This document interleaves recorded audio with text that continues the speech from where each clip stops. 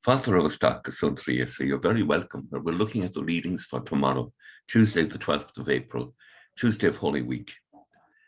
And the first reading tomorrow is taken from the prophet Isaiah, chapter 49, one of the servant songs of Isaiah. I will make you the light of the nations so that my salvation may reach to the ends of the earth. Now, this is true of the Lord Jesus, but it is also true of you and me. And we have to listen and hear that God is equipping us because we are willing to serve with him. He will give us his spirit, which will enable us to become the light of the nations. And the Lord called me before I was born. From my mother's womb, he pronounced my name. A common theme in sacred scripture that the child within the womb is not alone loved, but is called by God. In the Psalm tomorrow morning, Psalm 71, it is you, O Lord, who are my hope, my trust, O Lord, since my youth. On you have I leaned from my birth, from my mother's womb. You have been my help. Help. You, O God, have taught me from my youth, and I will proclaim your wonders still. And the Lord says to us, you are my servant Israel, in whom I shall be glorified.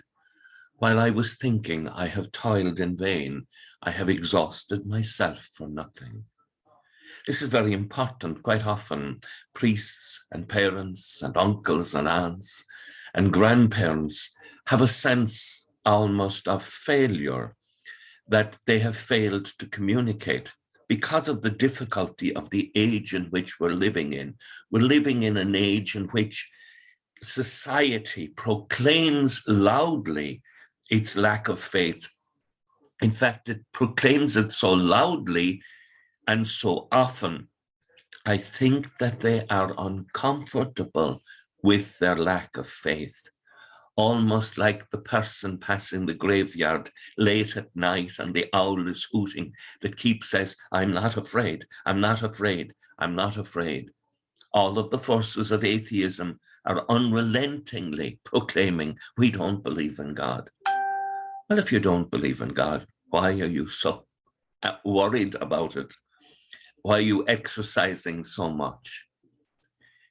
The truth is, from the moment we're in the womb, God is active in our lives at a very deep level that hints and speaks to every human being.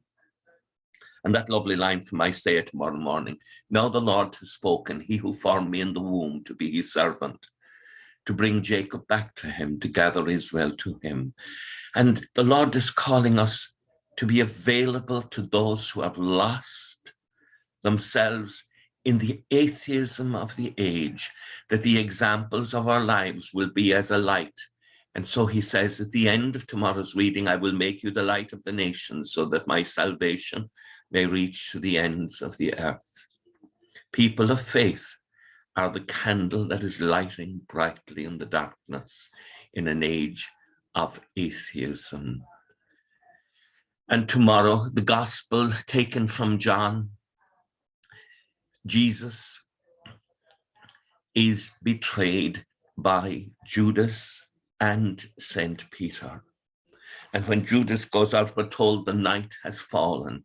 The age of disbelief has become the age of atheism and all that will work against God. And Peter, in his fear, denies Christ. But we know that's not the whole story. Christ will warn him, I tell you solemnly, before the cock crows, you will have disowned me 3 times. But he has prayed for Peter, and Peter will recover through the grace of God and become an extraordinary leader in the church, the first Holy Father. In the Gospel of St. Matthew, we're told, you are the light of the world. A town built on a hill cannot be hidden. Neither do people light a lamp and put it under a bowl. Instead, they put it on the stand, and it gives light to everyone in the house. In the same way, your light must shine before others so that they may see your good deeds and glorify your Father in heaven. Light shines best in the darkness. Oh yes, these are dark times for faith, but it's in the darkness the faith is beautifully bright. With thoughts such as these, let us go to our beds and let us awaken in the morning with the praise of God on our hearts and on our lips. And let us not live in the power of our fears, in the power of darkness, in the power of disbelief. Let us live rather on the power of the word of God speaking to us. I will make you the light of the nations, so that my salvation may reach to the ends of the earth. Agus gomalabia ila kochtach shiv, ahar mak agus spirit nave. Amen. Slán go fól, bye for now.